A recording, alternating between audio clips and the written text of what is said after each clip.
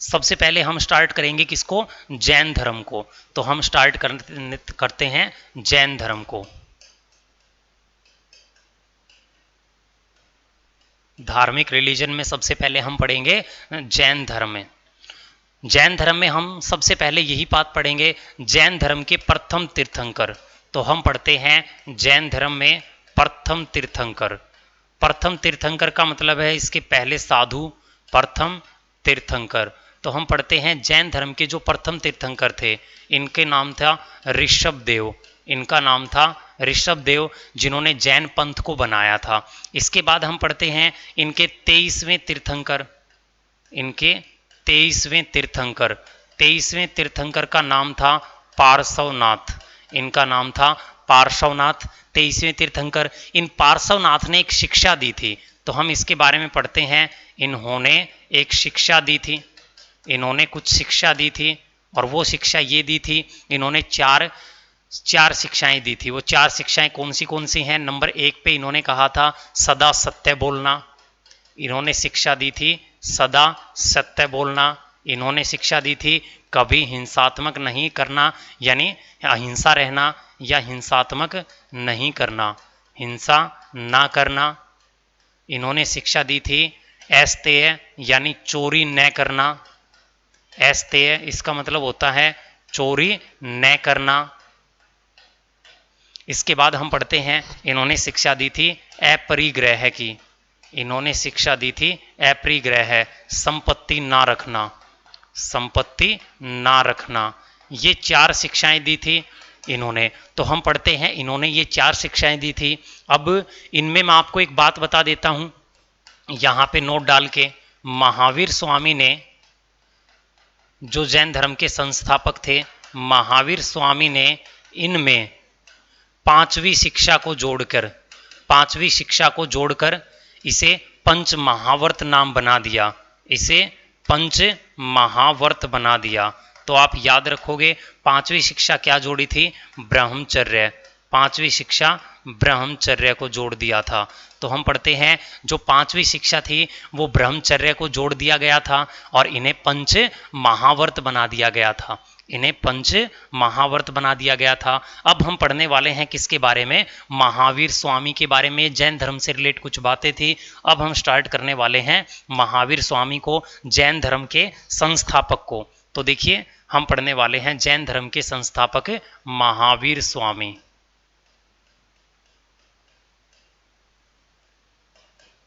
महावीर स्वामी। तो देखिए सबसे पहले हम पढ़ते हैं महावीर स्वामी का जन्म।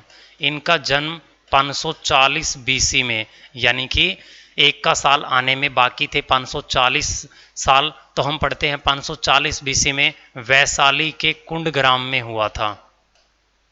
वैशाली के कुंडग्राम में, जो प्रेजेंट में बिहार में पड़ता है, वैशाली के कुंडग्राम में। तो हम पढ़ते हैं इनका जन्म वैशाली के कुंडग्राम में हुआ था। इसके बाद हम पढ़ते हैं इनके बचपन का नाम। इनके बचपन का नाम, इनके बचपन का नाम क्या था? तो हम पढ़ते हैं इनके बचपन का नाम वर्धमान था। हम पढ़ते हैं इनके बचपन का नाम वर्धमान था। इसके बाद हम पढ़ते हैं इनके पिता का नाम। इनके पिता का नाम सिद्धार्थ था। इनके पिता का नाम सिद्धार्थ था। इनके पिता का नाम सिद्धार्थ था। तो हम पढ़ते हैं इनके पिता का नाम सिद्धार्थ था, और ये कौन थे? ज्ञात्रग कुल के राजा थे। ये इसलिए माना जाता है ये क्षत्रिय वंश के थे।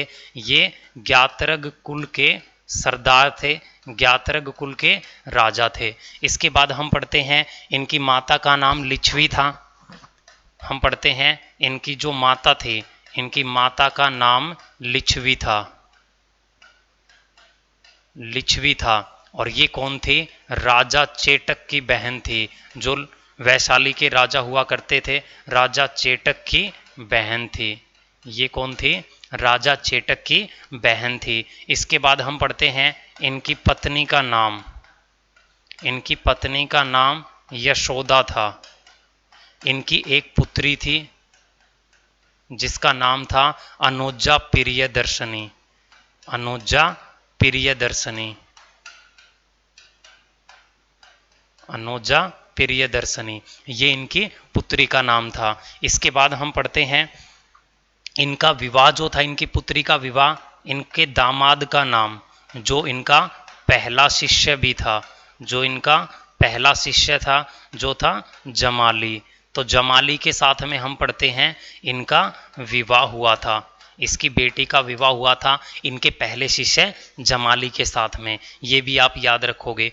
इसके बाद हम पढ़ते हैं महावीर स्वामी को, इसके बाद हम पढ़ते हैं महावीर स्वामी को, महावीर स्वामी को ज्ञान की प्राप्ति,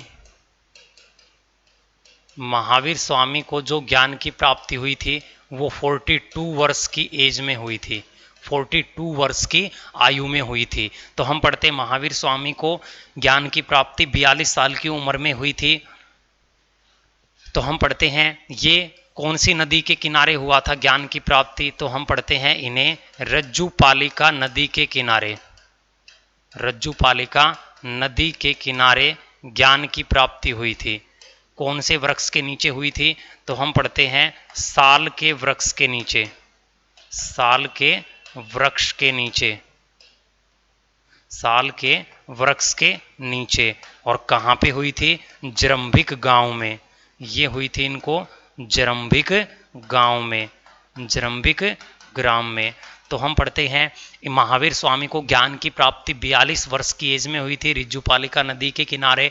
तो देखिए मैंने आप लोगों को क्या लिखवाया, सिर्फ इसका बायोडाटा है। इनका जन्म 540 ईसा पूर्व में वैशाली के कुंडग्राम में, बचपन का नाम वर्धमान था, पिता का नाम सिद्धार्थ था जो ज्ञात्र कुल के राजा थे, माता का नाम लिच्छवी था जो राजा चेटक की बहन थी, पत्नी का नाम यशोदा था, इनकी बेटी अनुजा प्रियदर्शनी थी। और हम पढ़ते हैं इनके दामाद शिष्य थे इनके पहले जो जमाली थे।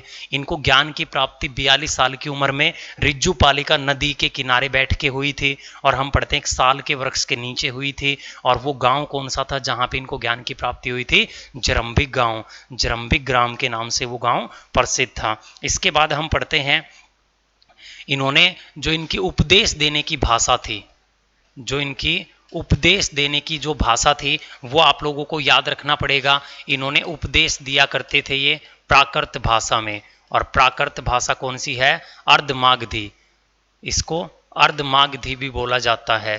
तो हम पढ़ते हैं उपदेश दिए थे इन्होंने प्राकृत भाषा में यानी अर्धमागधी भाषा में। इसके बाद आपको याद रखना पड़ेगा जैन धर्म के त्रिरत्न, आप याद रखोगे जैन धर्म के त्रिरत्न। जैन धर्म के त्रिरत्न कौन से हैं, साम्यक ज्ञान, साम्यक ज्ञान, साम्यक दर्शन,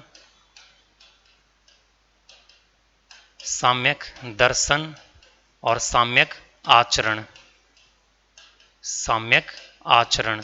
तो आप याद रखोगे ये जैन धर्म के त्रिरत्न माने जाते हैं, साम्यक ज्ञान, साम्यक आचरण, साम्यक दर्शन।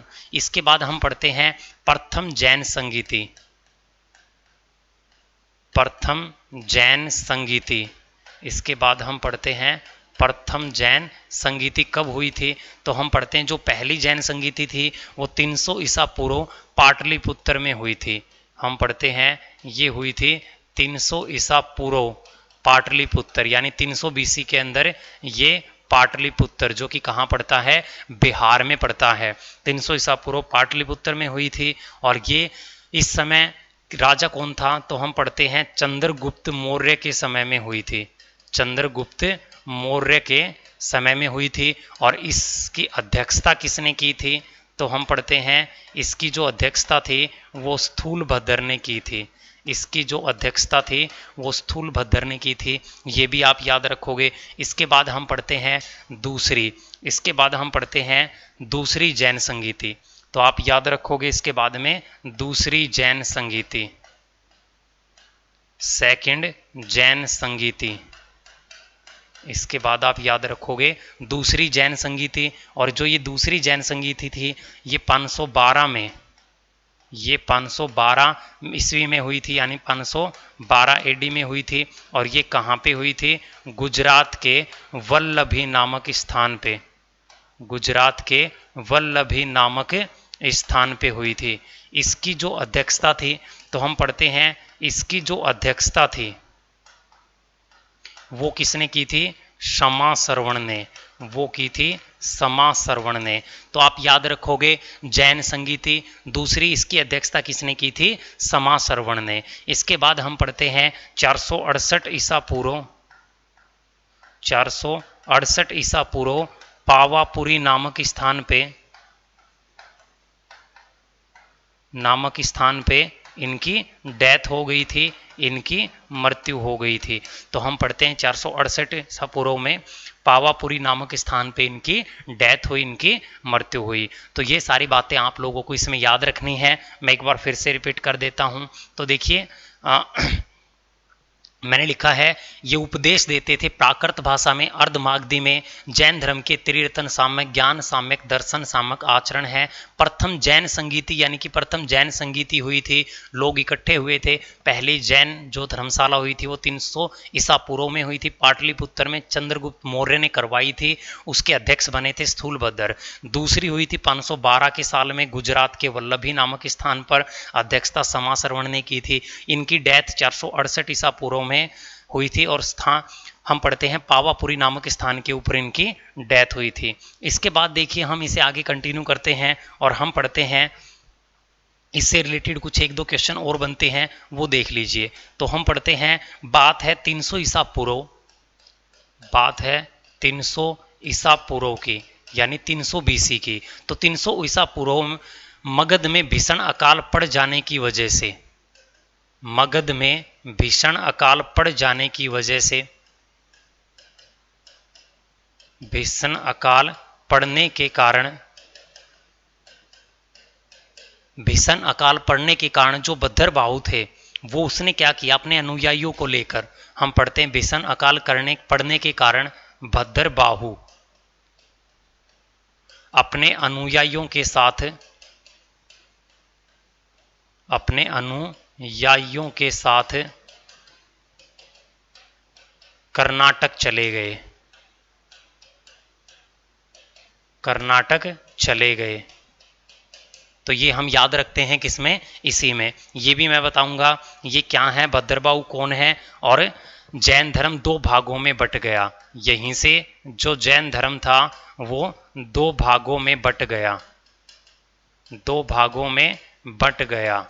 और वो दो भाग कौन से थे वो देखिए। सबसे पहला भाग था श्वेतांबर, सबसे पहला जो भाग था वो था श्वेतांबर, और जो दूसरा भाग था इसका नाम था दिगंबर, दूसरा भाग था इसका नाम था दिगंबर।